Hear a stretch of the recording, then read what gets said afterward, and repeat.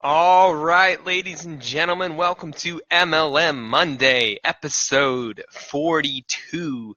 If you're just joining us here on Facebook, go ahead and message in on the chat, say where you're watching from.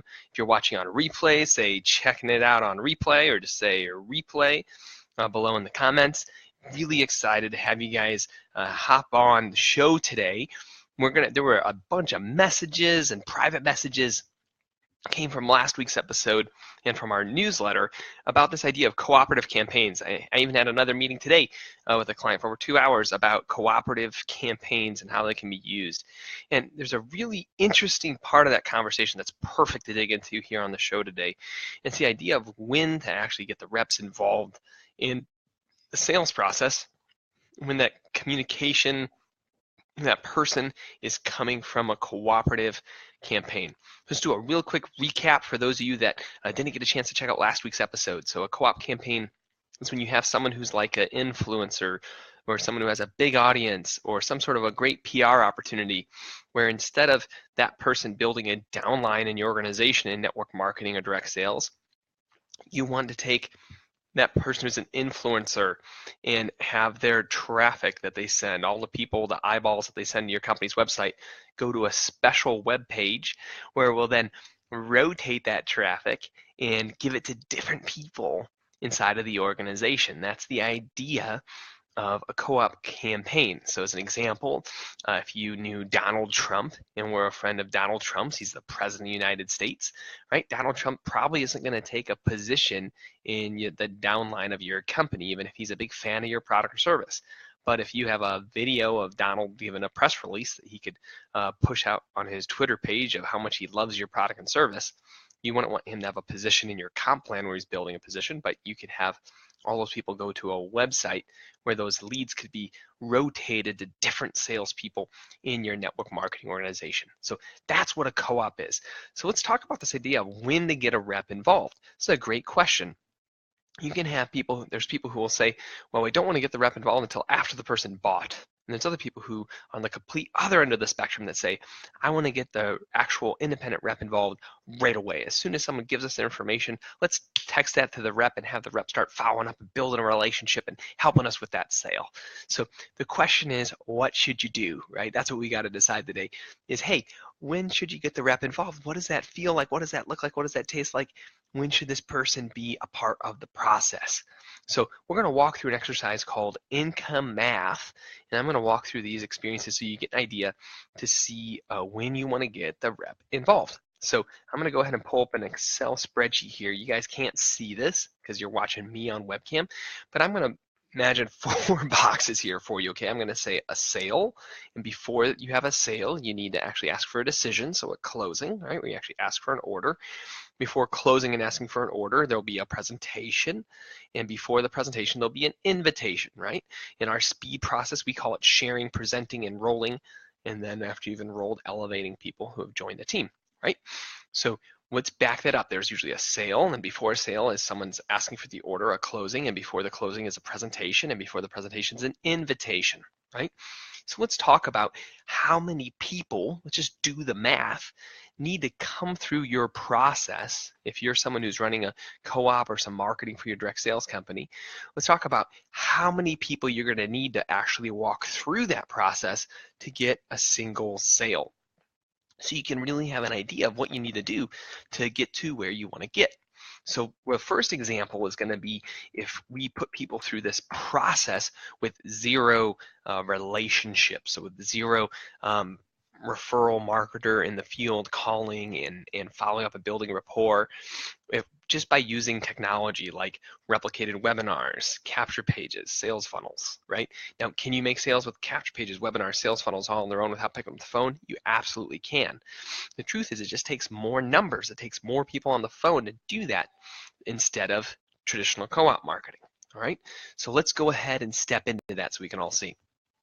If someone comes from a cold source to a closing webinar, so no one talked to them on the phone yet, right? And they've made it through an invitation and through a presentation, and now they're here on a closing webinar.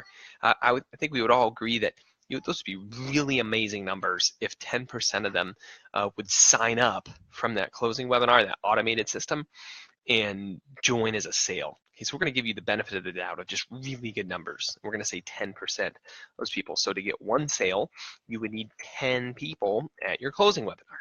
Okay, now let's say to get people to say, yes, I want to attend and get more information to a webinar, how many people would you need to say yes on a regular presentation, right? If you have a capture page or sales funnel, how many people would you have to get to say yes to get them to a closing webinar, right? So to get one person to say yes coming to the closing webinar, how many folks would you have to invite cold, just with autoresponders from a piece of PR or a video coming into a system, right? I would pick the same number once again. I think if you had amazing stellar content, you went to town about a kick butt funnel, you would be amazing if you got 1 out of 10 to actually say yes to a closing presentation, right? So another 10%, right? Then if you want to go ahead, so that would be 100 people making it to your presentation video for those that actually want to go and go to a closing session. So how many people do you need to get to the front end of your page, your invitation, right? How many people do you need to get to invite, right, to actually get 100 people to fill out a form to see a presentation, right? Well, if it's completely cold, right, many of you would be doing absolutely amazing if you get 10% of those contacts, right, to take action from the funnel. So what that means for those of you that are really following along and getting the math is it's 10 times 10 times 10. So if you want someone from a completely cold source where you've never spoken to this person on the phone and you're just literally sending ads or a piece of PR or a piece of influencer marketing that's sending them through a funnel, it's quite realistic in a direct sales company, right? Even if all that was optimized, you'd be doing really good if 1,000 people turned into 100 people watching a presentation, turned into 10 people going to a closing webinar, turned into one person enrolling in the opportunity. We would say that's success. Now, what happens to that same number if we add the relationship? Here's the part that's key. What happens to the same number if out of those 1,000 people that hit the website, what happens if there's a warm connection there once they come on the inside? Now you're going to say in cooperative marketing, you're not having a warm invitation. It's the same video, the same PR, the same ad is doing the front end stuff. But now when you get 100 people at the presentation, instead of only 10 making it to the closing presentation, right? Here's the real key, folks. Instead of only 10 getting to the closing presentation, I bet you can get a third of them to the closing presentation. And this is the huge breakthrough. By adding the text message and a personal relationship and a person calling and connecting with them, instead of 1 out of 10 people saying yes to the next step, I think you'll get 1 out of 3 people saying yes to the next step. If you've done your work and you've put together proper training and optimized this stuff, this is what we see when people create a warm connection. And if you get 1 out of 3 people going to the closing presentation now you got 33 people going there instead of just 10. Now, once again, you have this relationship there. So if that person not only gets into the closing presentation, but then participates in asking for the order, right? In case the person doesn't click and sign up after a presentation, they may call them back and follow up, right?